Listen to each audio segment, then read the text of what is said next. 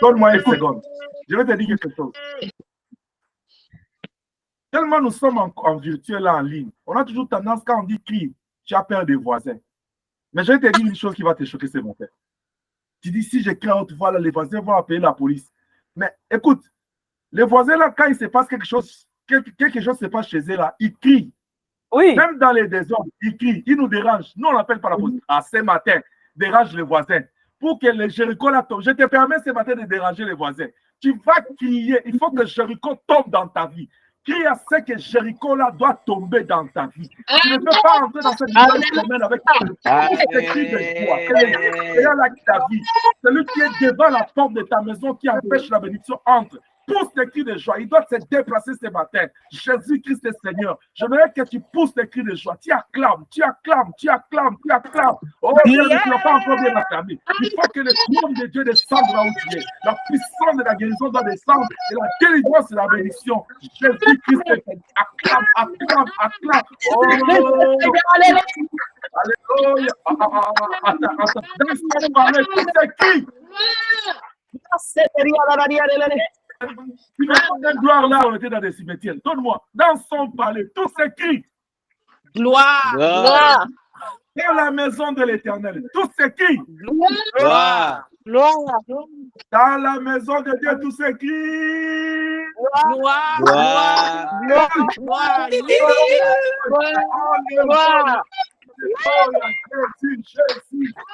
Alléluia. Gloire, alléluia. Est-ce que Dieu règne dans ta vie et qu'un miracle se passe là où tu es? Que Dieu soit béni. Bon dimanche et que le Seigneur vous bénisse pour votre présence ce matin parmi nous. Amen. Je tiens à remercier le Seigneur pour ce matin parce que c'est un matin formidable, particulier, spécial.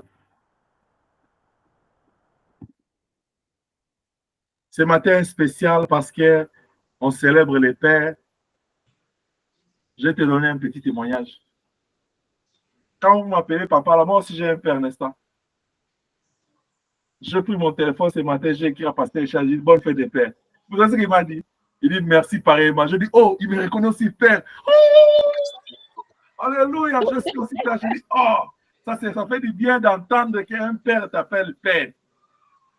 Amen. Tu n'es pas content? Amen.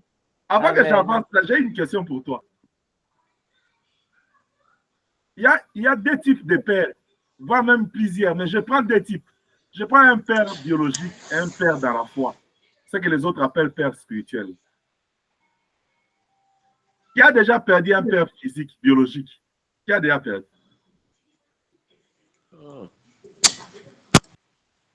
J'ai combien là? Combien de personnes? Ok. On est combien là sur les fils? Ils ont perdu le père biologique. Plus d'une personne. Je vois Emmanuel, je vois Sœur Mamie, seulement les deux. Ok. C'est ça avec ce que je vis. Ils ont levé la main. Vous qui avez perdu le père biologique là, je vous ramène dans la douleur que vous avez sentie quand vous avez perdu un père. Je vais encore demander, qui ont déjà perdu le père dans la foi, les pasteurs, qui ont déjà perdu?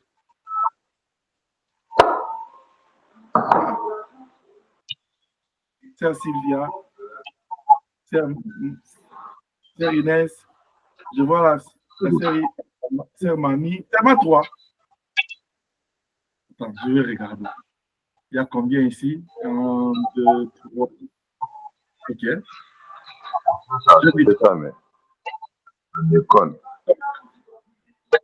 Vous avez perdu des pères biologiques et des pères dans la foi. Je vous remets dans cet état-là. Comment est-ce que vous avez vécu cette perte-là? Ça fait mal de perdre un père. Mais regarde comment Dieu fait. Quand tu perds un père, Dieu te donne un autre père. Toi qui as eu la douleur de perdre un père, quand tu as un autre père que Dieu te donne, tu vis avec lui différemment. Tu le gères différemment parce que tu connais la douleur de perdre un père. Est-ce que je parle à quelqu'un? C'est vrai. Amen. Amen. Quelqu'un qui n'a pas encore traversé la douleur de quelque chose, même quand on lui dit, quand il voit une autre personne savourer, être prudent, il dit, ah, j'ai déjà traversé cette douleur-là de perdre un père. Il dit, ah, lui aussi, il exagère. Mais le problème, c'est aussi, ça dépend de comment tu as été lié avec ton père ou de comment tu le portais dans ton cœur. Mais j'aimerais seulement vous inviter à ce jour, à savoir que avoir un père, c'est une bénédiction. C'est comme aussi avoir une mère, c'est une bénédiction. C'est comme nous disons aussi avoir les enfants, c'est une bénédiction. Mais comme c'est le jour des pères, là, je parle en tant que père. Quelle est la joie que toi tu as dans ton cœur de m'avoir comme père? Est-ce que tu es content d'avoir un père qui a une grosse tête comme moi? Inès a dit ici, papa, il est trop difficile comme mon père ado. C'est une petite école. C'est dans cette rigueur-là que tu es devenu, tu as aujourd'hui un master. C'est dans cette rigueur. Je me rappelle encore quand on était à la retraite de Gatineau, ma mamie se souviendra. Je suis en train de dire, Inès, pas.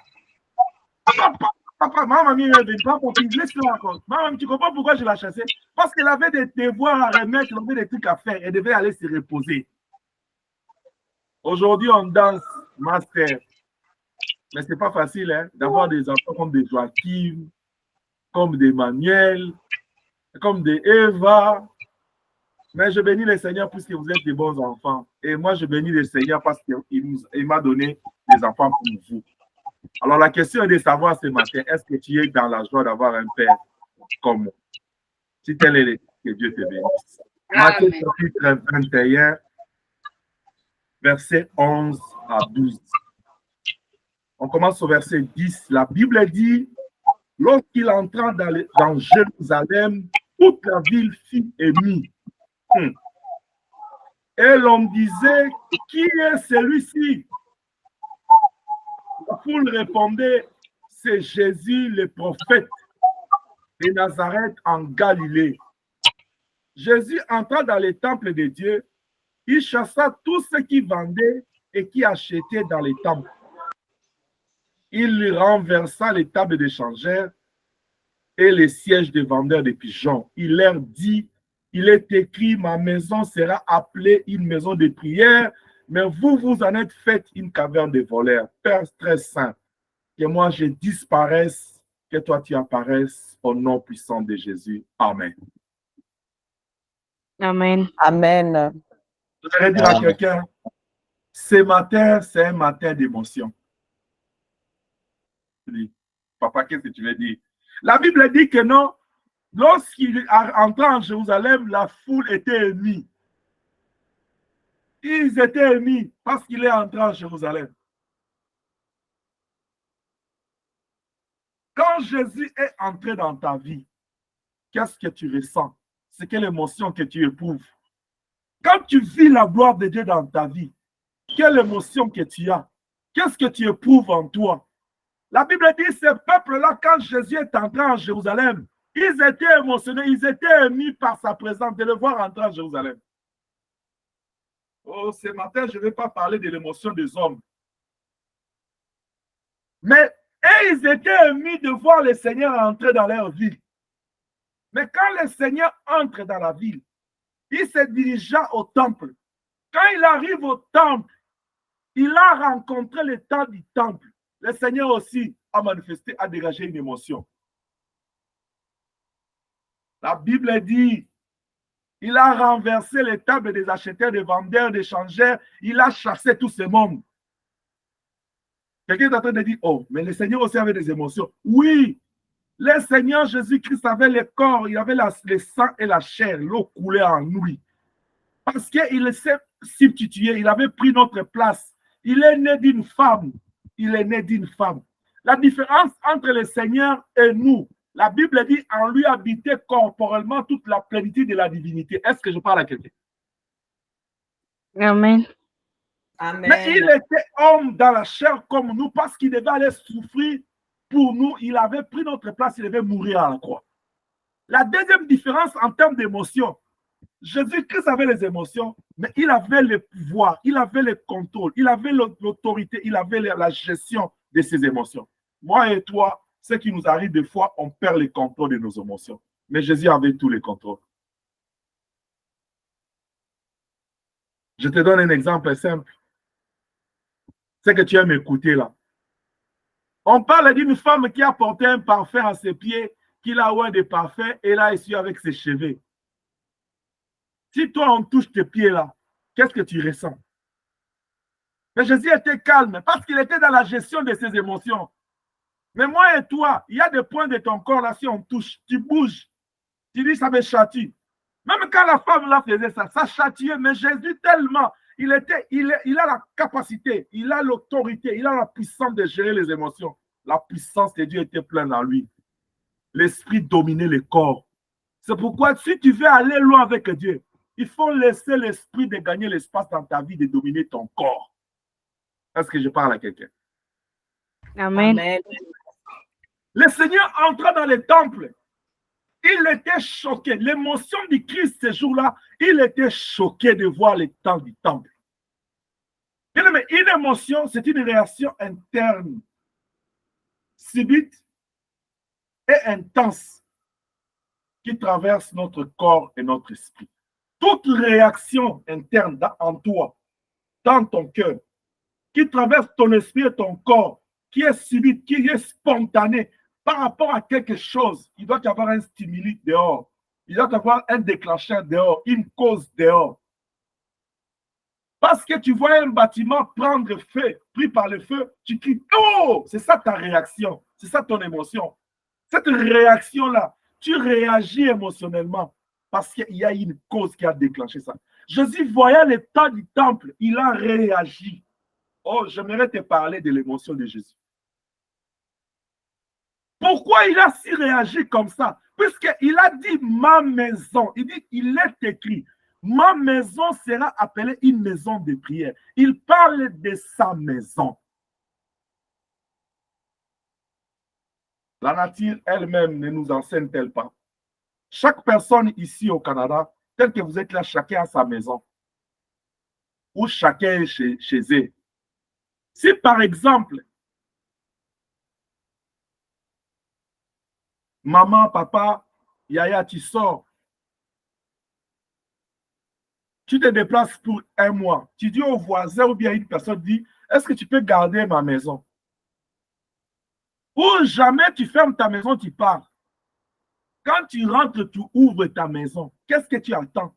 Tu attends voir l'ordre que tu as laissé dans ta maison, tout est correct.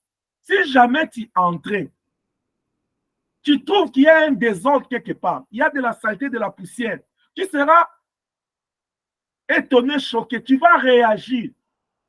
Je suis en train de dire à quelqu'un, si tu fermes ta maison 6 mois, tu pars en voyage et tu rentres, quand tu ouvres, quelle sera ta réaction? C'est quoi ta première réaction quand tu entres chez toi? Quelle est ta réaction quand tu prends ton truc, tu donnes ça à une autre personne, ami, frère ou sœur, pour utilisation, et qu'il utilise ça mal, quand il te retourne, quelle est ta réaction?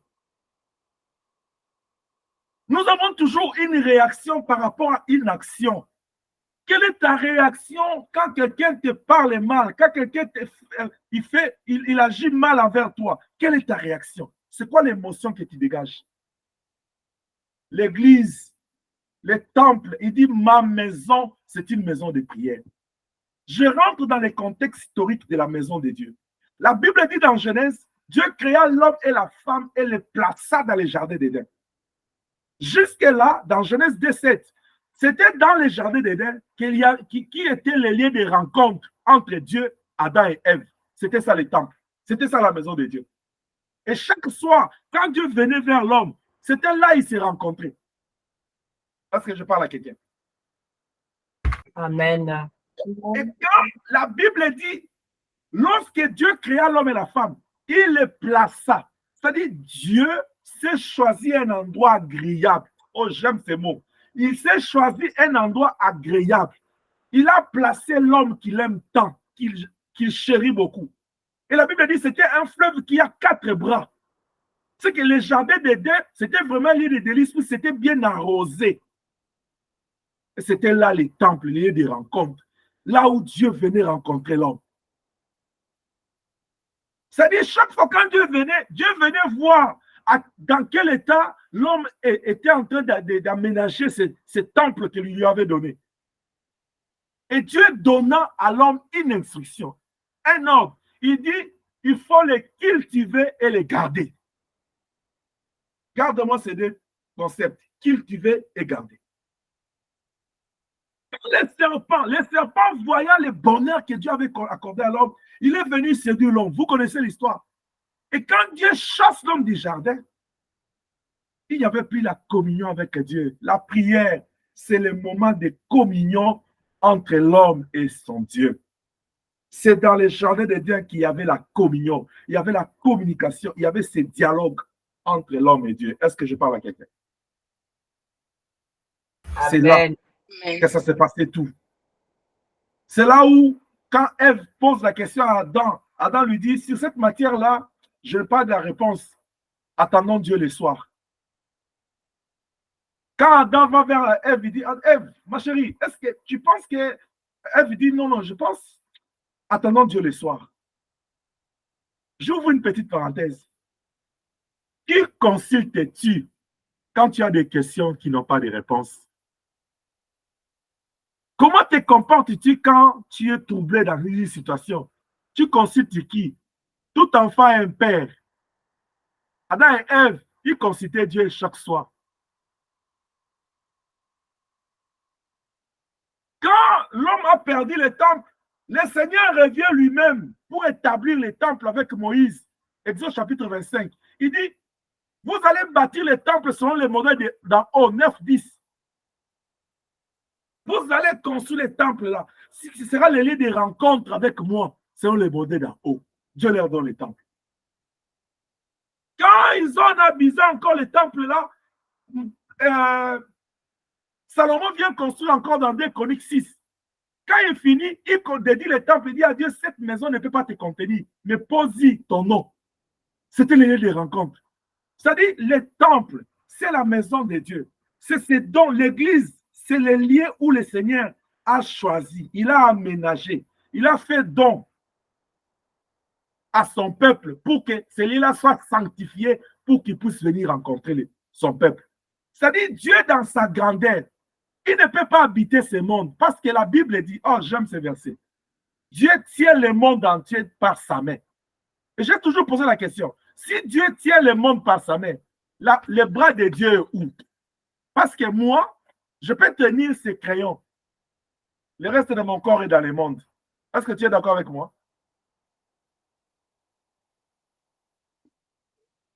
Est-ce que tu es là? Amen. Je tiens ces crayons, le reste de mon corps se trouve dans le monde. Mais le monde que nous habitons, la Bible dit, c'est comme les crayons ici. Dieu tient ça dans sa main. Maintenant, je me pose la question, le reste du corps de Dieu est où? Parce que le monde entier, Dieu tient ça comme un stylo dans sa main. Comme toi, tu prends un stylo pour écrire, c'est comme ça que Dieu tient le monde. Pourtant, la Bible dit, il a fait du ciel son trône, juste son trône, mais la terre est son marchepied. C'est là pour te dire que Dieu est tellement grand, vraiment grand, tellement grand, infiniment grand. Il ne peut pas être contenu dans cette maison plus près de toi. Mais Dieu nous fait grâce de sa présence dans cette maison pour que nous puissions les rencontrer. C'est comme ça que le Seigneur avait permis qu'on puisse construire les temples pour que le peuple les rencontre. Mais Jésus était choqué de voir que les hommes n'ont pas profité de la grâce de Dieu. Les hommes n'ont pas fait bon usage de la grâce de Dieu. Moi, Dieu, je me dépasse. Malgré votre état de péché, je crée un endroit. Je me permets de vous faire un don où nous devons nous rencontrer dans un cadre. Mais même dans ce cadre-là, vous avez abusé de ma maison. Nous avons dit, 1 Corinthiens 3,16, notre corps est le temple du Saint-Esprit. Le Seigneur te fait don chaque matin, tu te réveilles pour que tu gardes ta vie comme temple, comme le lieu de rencontre avec lui. Si Dieu regarde ta vie aujourd'hui, qu'est-ce qu'il va ressentir? Quelle est l'émotion qu'il aura? C'est la joie ou c'est la colère? Néhémie chapitre 8, verset 10. Il dit, car la joie de Dieu sera notre force. Le Seigneur entra dans les temples ce jour-là, il n'était pas content. Parce que quelqu'un qui est content, il ne peut pas faire ce qu'il a fait. Il ne peut pas faire ça. Ça, c'est l'attitude de quelqu'un qui est mécontent. Tellement mécontent. Complètement mécontent. Mais si Dieu regarde ta vie, est-ce qu'il est content? Comment gères-tu le temple de Dieu? Si Dieu regarde ta maison, ta famille, si Dieu regarde l'église, oh homme de Dieu, si Dieu regarde, servant ouvrier, si Dieu regarde son temple qui t'a confié, je l'ai toujours dit et je le dirai assez, chaque homme, chaque personne, c'est une grâce particulière. La Bible dit dans 1 Corinthiens 12, l'œil ne peut pas dire parce que je ne suis pas les bras, je ne suis pas du corps. L'église a dépassé les bornes que le Seigneur a placées. C'est-à-dire, si tu es pied, reste pied. Mais qu'est-ce que nous assistons aujourd'hui? Les pieds commencent à envier d'être main. Il dit parce que moi, je fous toujours la terre, moi, je veux être à la main pour prendre. C'est le Seigneur qui place là où il veut. Je l'ai toujours dit que le monde, c'est comme une équipe du Seigneur. C'est lui-même le coach. Il fait entrer qu'il veut quand il veut. Si dans un match, ils jouent 90 minutes, 90 minutes pour Dieu, la Bible dit un jour égale 1000 ans. Le Seigneur est le maître des temps et des circonstances.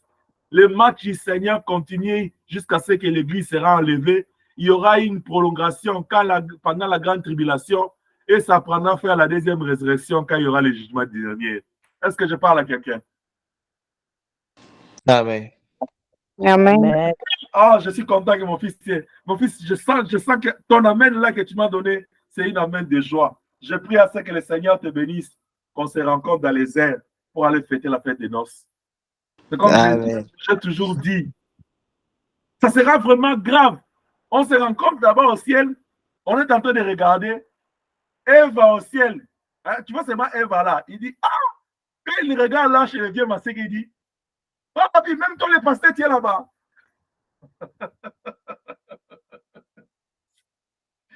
Oh, bien-aimé, il est temps pour toi de comprendre que la vie que tu as, c'est un don de Dieu. Le fait que tu aies le trône de Dieu, la maison de Dieu, c'est un don de Dieu. Mais le Seigneur qui t'a fait ces dons, il viendra regarder comme il te regarde chaque jour, à chaque instant. Est-ce que quand Jésus regarde dans ta vie, quelle est l'émotion qu'il a? C'est la joie ou la colère? Parce que chaque émotion de Dieu détermine une réaction. Si c'est la colère comme dans les temples là, il va renverser tout. C'est pourquoi il dit, il se réveille très tôt, il dort très tard, il mange le pain de la souffrance. On souffle dessus. Il y a des gens, ils se font beaucoup d'efforts pour vivre. Le Seigneur n'est pas dedans. Je bénis le Seigneur pour le témoignage de ma fille. Tu sais, je vous ai toujours dit, Dieu n'est pas idiot. Il est très... L'intelligence, c'est lui. Quand il te donne des membres là, papa t'envoie au Canada pour étudier. Dieu a dit, toi tu es le genre tu es de la nature d'Abraham. Pour connaître Dieu, il fallait sortir. Tu voulais rester là-bas pour aller, pour que tu puisses régner, tu dis, je suis l'aîné. C'est moi qui donne les ordres. Sors de ta patrie, sors de la maison de ton père, sors vers le pays que je t'indiquerai. Toi, tu dis, oh, mais les pasteurs, le pays qui m'indiquera où? J'allais au Canada. Non, c'était Miem, c'était ça le pays. Tu arrives là-bas, il te brise. Après, toi, tu croyais que non, c'était fini. Il t'envoie un monstre, un papa fantôme. Oh, Jésus, c'est bon de t'avoir comme Seigneur. Après, aujourd'hui, tu as la maîtrise. Hein, tu vois, tes enfants, les lionceaux t'ont dit hier, on veut que tu aies le doctorat, tu deviens professeur. Reçois ça au nom de Jésus-Christ.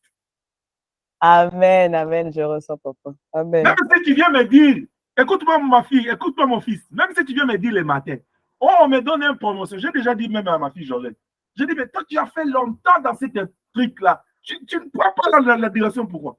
Ah, c'est la sorcellerie. Il faut prendre la direction. Si le matin, on vient te proposer d'être superviseur d'équipe, prends. Le soir, on vient, on dit coordonnateur, prends. L'autre là, on dit, manager adjoint, monte. La Bible dit, mon serviteur montera, il s'élèvera, il montera plus haut. La Bible n'a pas dit après une année, la Bible n'a pas dit ancienneté. La Bible a dit montera. Aolichikie, tu n'entends pas? Monte. Amen. Le problème, c'est toi. Tu t'es vraiment comme stationné dans cette bénédiction-là. Hein? Tu as même donné ça un nom. Tu vois, mon poste est ici, j'ai fait 5 ans avec toi, monte. C'est pas toi qui as commencé avec ça. C'est pas toi qui vas terminer avec ça. C'est pourquoi tu verras, ceux qui viennent après, là, ils te dépassent, tu es là, c'est moi. C'est moi qui va commencer, je suis ancien. Qui t'a empêché de monter? Qui t'a empêché? C'est toi-même qui ne veux pas monter. C'est pourquoi je suis en train de révolutionner un enfant de Dieu ce matin. Quand tu arrives quelque part, que quelqu'un ne t'intimide pas, ou moi je suis ancien, ici on nomme les gens par ancienneté. Toi tu es ancien, parce que celui qui est en toi s'appelle l'ancien de jour. Papa. Amen, amen, amen, amen. Amen.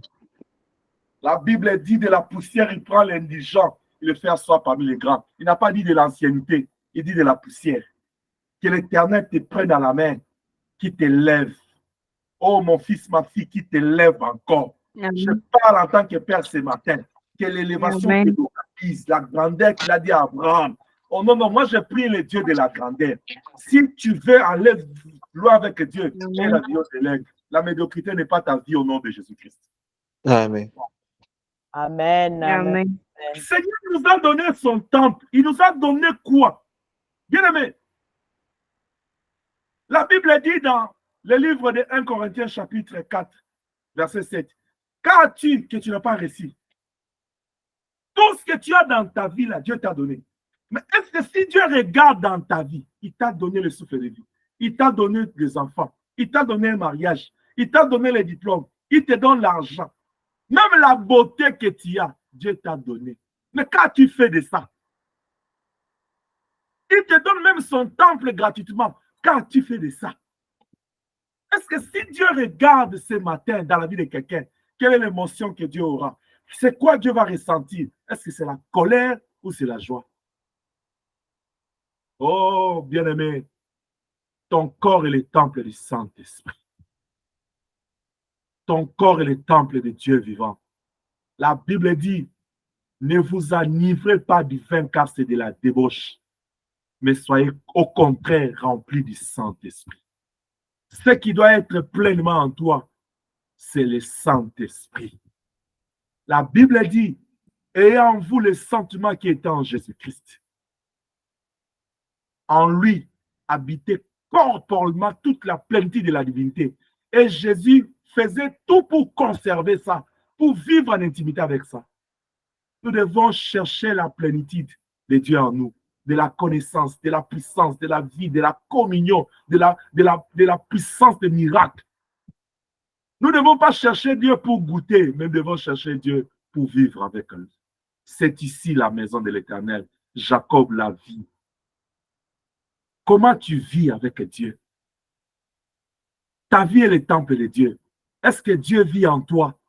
Comment tu conserves la vie de Dieu? Ou en toi, là, il y a déjà des tables d'échangeurs, des vendeurs de pigeons ou des changeurs, des acheteurs qui entrent.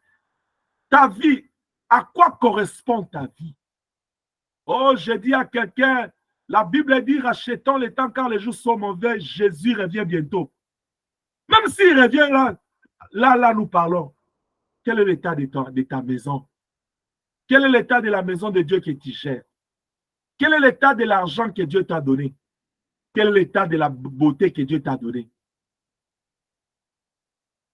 Le diable il rôde. Sa volonté veut nous éloigner de Dieu. Mais je prie pour quelqu'un ce matin, comme le Seigneur l'a fait pour Pierre. Je prie pour moi-même. Je prie pour toi, parce que tu es mon enfant.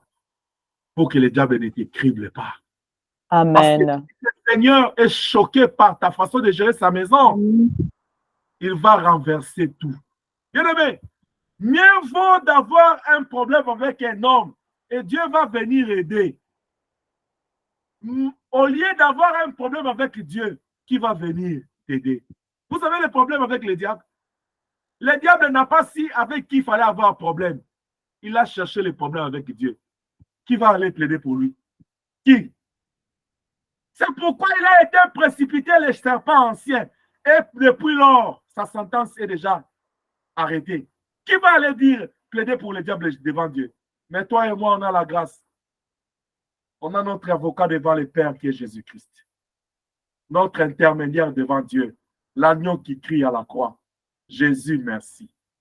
J'ai dit Jésus, merci pour la vie que tu as donnée. Parce que quand ça ne va pas, quand mes prières sont insuffisantes, tes cris devant le trône, ça suffit. Amen.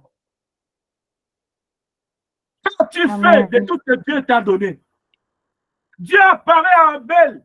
Il dit, Abel, il dit non à Caïn plutôt, il dit Caïn, qu'as-tu fait? Qu'as-tu fait? Je t'ai donné un petit frère. Qu'as-tu fait? Bien-aimé, Dieu t'a donné les parents, il t'a donné le mari, il t'a donné la femme, il t'a donné les enfants, il t'a donné une famille. Qu'as-tu fait? Qu'as-tu fait de tout ce que Dieu te donne? Qu'as-tu fait? Nous ne reculons pas, nous avançons. Nous allons vers la vieillesse. Je suis en train de parler aux parents, je suis en train de parler aux enfants. Écoutez-moi, je vous ai toujours dit, Lionceau, il y a un psychologue, un psychopédagogue, que je vous ai toujours dit les noms, c'est Mariam Montessori. Je le dirai assez. Cet homme-là a été rendu vieux, il voulait se marier avec une jeune fille. Hein? Tu vois seulement plus qu'à là. Précis, avec des fiers, il dit, toi là, viens comme tu es, moi je me marie avec toi. Mariam Montessori l'a regardé la fille, il dit à la fille, il dit, on m'a vu ce que tu es. C'est-à-dire, j'étais jeune comme toi. Tu seras ce que je suis. C'est-à-dire, tu seras vieille comme moi. Lionceau, tu seras vieille. Tu vas vieillir. Fais attention à ta vie aujourd'hui. Parce que ce que tu fais aujourd'hui, c'est ce qui va déterminer ton futur. Amen. Chers parents, tu vieillis. Fais attention à ton lendemain. Si Jésus revient bientôt, qu'est-ce que tu diras? Parents, nous avons une grande responsabilité. Je vais vous dire une chose. Vous savez, être pasteur, les gens blaguent avec ça. C'est une très grande, lourde responsabilité. Je ne sais pas l'adverbe que je vais utiliser là. Cherchez-moi. Il n'existe pas d'adverbe que je vais appliquer parce que tout ce qu'il y a comme adverbe, je trouve ça trop petit. C'est une très grande, lourde responsabilité. Vous savez pourquoi? Un pasteur, il a d'abord ses propres problèmes. Il a d'abord sa vie éternelle qu'il doit sauver. Un, c'est la vie éternelle de sa femme. C'est la vie éternelle de ses enfants. C'est la vie éternelle de sa famille. C'est la vie éternelle de ses amis. C'est la vie éternelle de l'Église. C'est-à-dire, maintenant, c'est quoi? Si il prend sa femme, c'est-à-dire, il prend sa femme avec tous les problèmes de sa femme. C'est-à-dire, toutes ces personnes, tous les oiseaux qui viennent se reposer sur l'arbre de sa femme-là, quand il prend sa femme, la femme n'est plus un arbre. Ça devient une branche. Il vient l'ancrer. Il devient comme un cep. Maintenant, comme l'église là, je prends la sœur Inès, je prends Béni. C'est-à-dire, quand je prends Béni là, je prends Béni avec tous ces problèmes dans la tête. C'est-à-dire, faites attention quand vous parlez à un pasteur. Moi, j'ai des problèmes. J'ai même des problèmes qui vous dépassent, papa. Je vis des situations qui, ça vous dépasse. Ça ne dépasse pas un homme de Dieu. Parce que c'est qu'un homme de Dieu transporte là. Si Dieu t'ouvre les yeux, aïe. Parce qu'il y a des, tu sais qu'il y a des combats, toi tu es calme chez toi, là, moi je combats pour toi ici. Hein? Il vient, il dit, ben, c'est toi qui es en train de faire que nous ne voulons pas Inès là pour avoir une maîtrise. On l'a fatigué. J'ai dit au Lionceau, il n'y a pas une fois. J'ai rappelé à Inès, il était comme papa, j'ai dit 4 fois. Moi je retiens bien. Il revient, il dit, papa, je suis fatigué, je vais abandonner. J'ai dit, ma fille, tu n'abandonnes pas. Tu vas aller jusqu'au fond. Dieu va t'aider. Aujourd'hui, quand je le vois danser là, j'ai dit Alléluia, Hosanna. Hein? Ne te fatigue pas. C'est quoi la gestion que tu as de la chose de Dieu? C'est pourquoi aujourd'hui, vous voyez l'église. Des fois, quand on condamne les pasteurs, oh non, les pasteurs là, ils prient beaucoup. Ils ne se reposent pas. Mais nous prions beaucoup parce que vous nous posez trop de problèmes. Vous là, vous avez déjà un problème parce que vous ne comprenez pas comment vous devez vous gérer pour que vous soyez, vous pesez moins sur nous. Et au final, ce sont même l'erreur vient de nous-mêmes. Parce que nous, les hommes de Dieu, nous avons mal formé l'Église à être parasite, à dépendre de l'Église. Parce que l'Église, les pasteurs, ils pensent que non, tout doit venir de nous. Non, nous devons rendre les fidèles matures, forts, capables de faire. Parce que la Bible dit, ce que tu as reçu de moi, donne à l'autre. L'autre doit être capable de donner à l'autre. C'est pourquoi l'Église est devenue à une malnutrition comme Kasséchik, il ne grandit pas. Parce que tout est coordonné et concentré sur une personne comme dans les tours de Babel. L'Église, c'est la maison de Dieu. Ta vie, c'est la maison de Dieu. Ta vie ne t'appartient pas. Parce que la Bible te dit dans 1 Corinthiens, dit, qu'est-ce que tu as que tu n'as pas reçu de Dieu? Tu étais allé à dormir hier à quelle heure? Prends l'heure que tu étais parti dormir. À 1h du matin, tu sais ce qui s'est passé autour de toi? Tu ne connais pas. Parce que tu n'étais pas en vie. Tu ne connais rien. Dieu te fait grâce le matin, il te retourne la vie. Médicalement, scientifiquement parlant, quand l'homme dort, tout le système est mort. Il n'y a que le système végétatif qui fonctionne, qui garde l'homme en vie.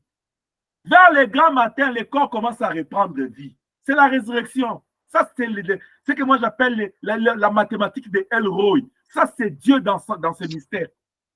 Vers les grands matins, là, tu vas sentir le corps se réveiller. Ça, c'est Dieu qui retourne, qui te restaure le matin. Il te donne encore la vie. Mais quand tu fais de la vie que Dieu te donne, normalement, qu'est-ce que tu fais des enfants que Dieu te donne? Les enfants, quand tu fais des parents que Dieu te donne, vous n'écoutez pas vos parents. Vous vous opposez aux parents. Vous ne respectez pas les parents. Vous n'aimez pas vos parents. Quelqu'un dit, papa, on aime les parents. Je vais te dire, enfant, aimer un parent, c'est l'écouter. Aimer un parent, c'est le prendre entre tes mains. Je vais même aller plus loin. Vous pensez que ce sont seulement vous, les enfants, qui aiment, qui ont besoin d'être cajolés? Même vos parents, ils ont besoin d'amour. Je vais vous choquer. Vous avez encore beaucoup de temps. Mathématiquement parlant, vous avez une longue vie devant vous. Donnez à vos parents l'amour. Ils n'ont pas assez de temps de vivre. Donnez l'amour. Aujourd'hui, là, l'Église est en train de pleurer la femme de l'homme de Dieu qui est partie. Vous savez, dans le décès de cette femme-là, moi, j'ai appris beaucoup.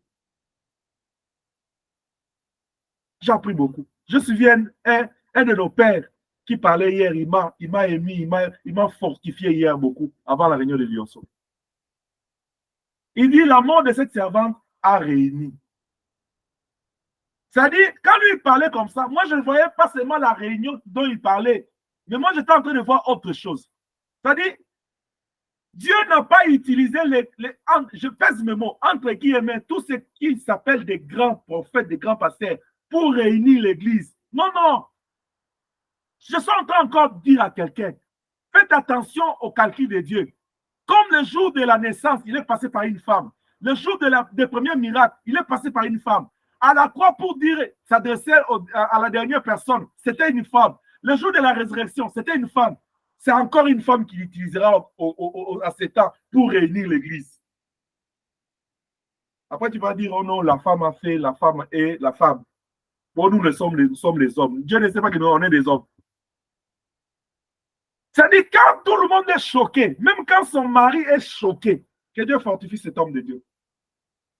Dieu ne voit pas les chocs qu'il crée là-bas. Dieu voit l'impact de ce qu'il est fait en train de faire pour son royaume. C'est-à-dire, je prends ma servante, autour de sa mort, regarde ce qui est positif. Les gens qui pouvaient se réunir, tout le monde autour d'elle.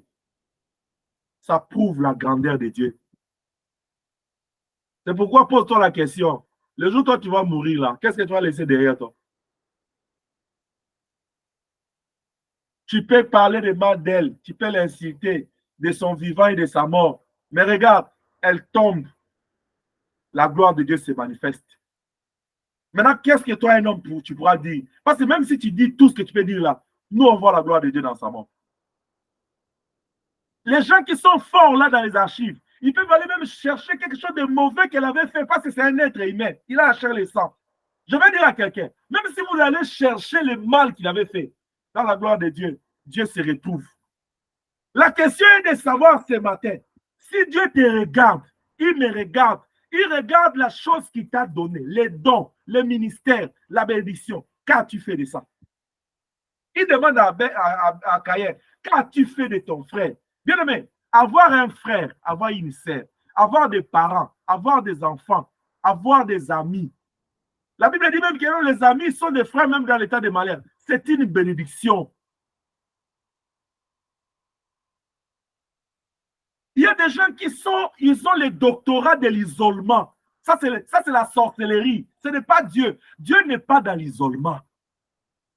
La Bible dit l'Éternel a créé des gens, des hommes droits, mais ils se sont cherchés leur propre détour. Regarde, Dieu il crée l'homme. Et l'homme il ne s'est pas vu comblé. Dieu crée la femme. Il le place dans les jardins pour vivre ensemble. Le Seigneur revient après le déluge. Il dit à Noé, remplissez la terre, multipliez-vous. Et ils se sont contentés de créer une tour de Babel pour rester là. Dieu n'est pas dans ça. Dieu, il aime que nous puissions nous aimer dans l'altruisme, dans la sociabilité. C'est ça Dieu. Mais c'est vraiment le problème, comme je l'ai dit au Lionceau. Il faut savoir avec qui tu dois t'accompagner, qui doit t'entourer. C'est toi qui fais le choix. Parce que le monde est devenu mauvais et malade. Même à l'église, tout le monde ne peut pas être ton ami. Je ne suis pas en train de dire d'être en conflit avec les gens. Tout le monde ne peut pas être ton intime. Mais tu dois aimer tout le monde.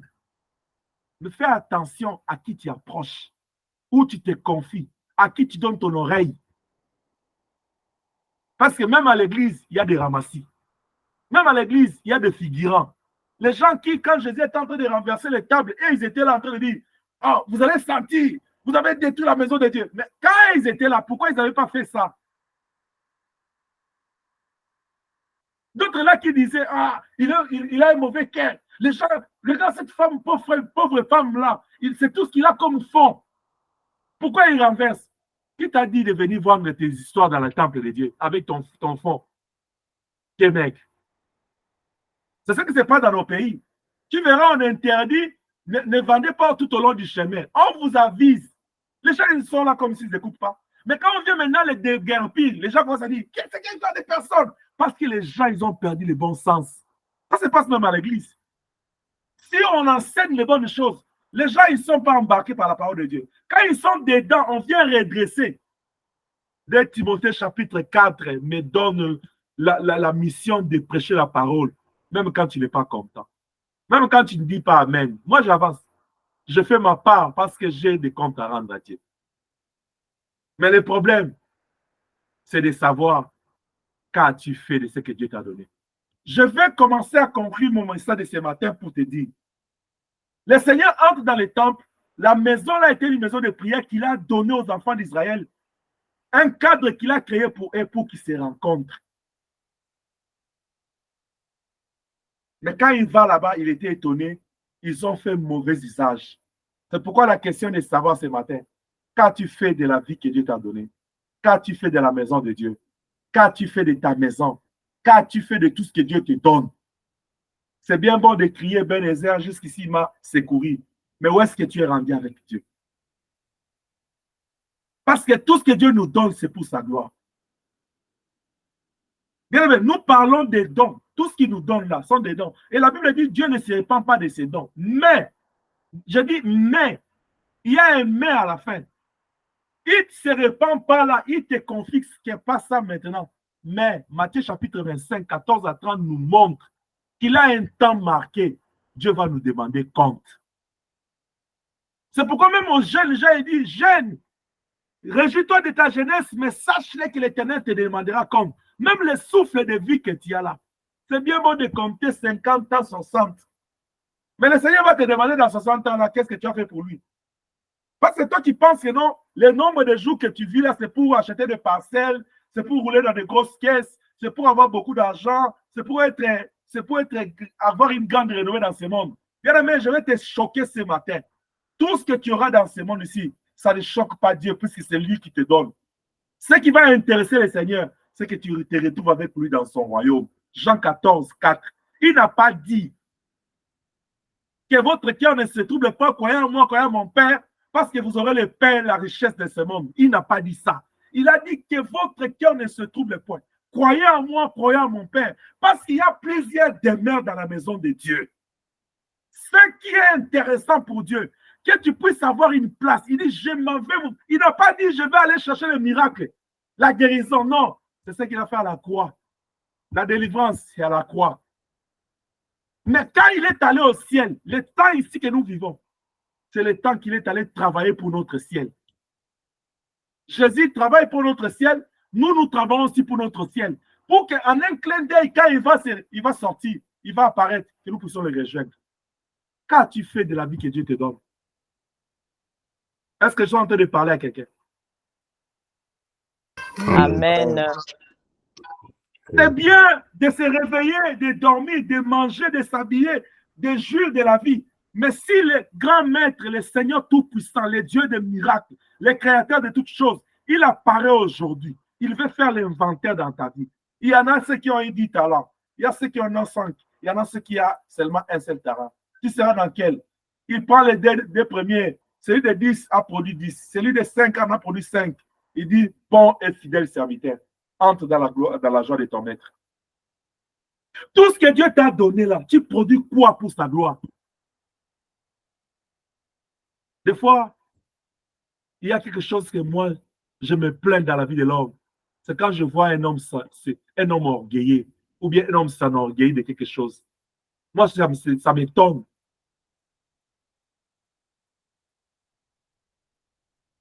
Malgré que tu as fermé ta caméra là, regarde-moi.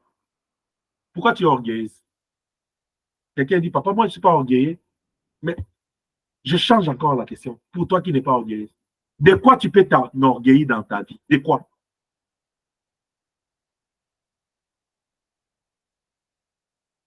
Tu sais comment tu étais né?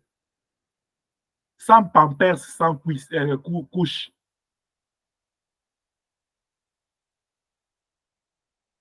Tu sais comment tu étais dans les ventres de maman? Comme un poisson dans l'eau qui nageait dans les liquides amniotiques. C'est ça ta vie, c'est ça ma vie.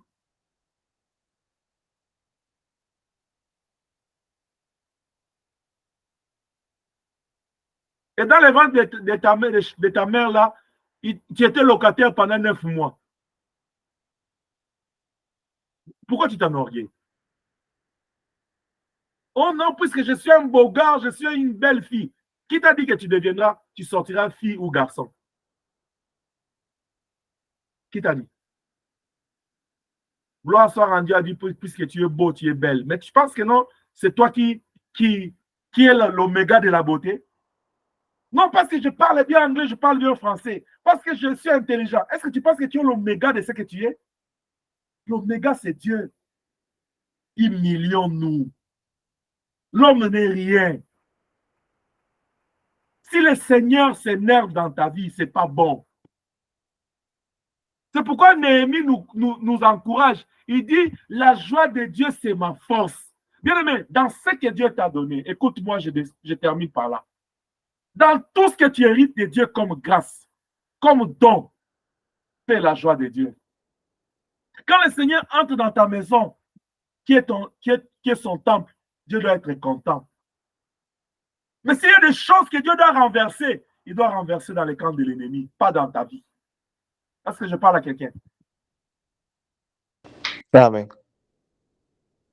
S'il y a des choses que Dieu doit détruire, quand il entre dans ta vie, il doit trouver tout correct. Et Dieu doit regarder dans les camps de l'ennemi, il commence à détruire tout.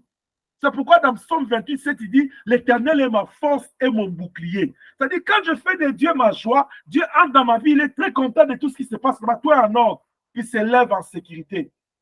Quand le diable envoie des flèches, moi je suis en sécurité. Et quand le diable programme des choses là-bas, Dieu s'en charge de mes ennemis. Car la Bible dit, avec Dieu, nous ferons des espoirs et Dieu écrasera nos ennemis. Non, je suis en train de dire à quelqu'un, tu es une personne bénie parce que tu as un Dieu qui bénit. Et ce Dieu-là, il renouvelle sa grâce dans ta vie chaque matin, à chaque instant, pour que tu sois prospère. Alors, jouis de la grâce. Le fait d'être la maison de Dieu. Tu vois comment tu aménages ta maison, tu décores ta maison. Si Dieu prend soin de toi, Je te dis que ce matin, je me sens mieux. Parce que Dieu est au contrôle. La Bible dit, les malheurs atteignent souvent les justes, mais l'Éternel en délivre toujours. J'aime ce verset. Parce que Dieu a tout intérêt à te rendre, à te donner la bonne santé pour que son œuvre soit bénie, pour que son nom soit glorifié. Tout ce que Dieu fait dans ta vie, c'est pour sa gloire. C'est pour que Dieu se retrouve. Et quand il entre dans les temples, il trouve que non, le temple n'est pas utilisé dans les bons sens. Il n'y a pas de bon usage du temple. Dieu se fâche. Quand il y a la colère de Dieu là, je t'ai dit tantôt, si tu as un problème avec Dieu, il n'y a personne qui va entrer. Je te déconseille. Fais une bonne gestion de ton temps, de l'argent, de tout ce que Dieu te donne pour créer la joie de Dieu. Parce que la joie de Dieu, c'est ta force. Parce que la joie de Dieu, c'est là où tu vas te retrouver. Que la grâce de Dieu soit avec toi et que l'Éternel te bénisse. Au nom puissant de Jésus-Christ. Amen.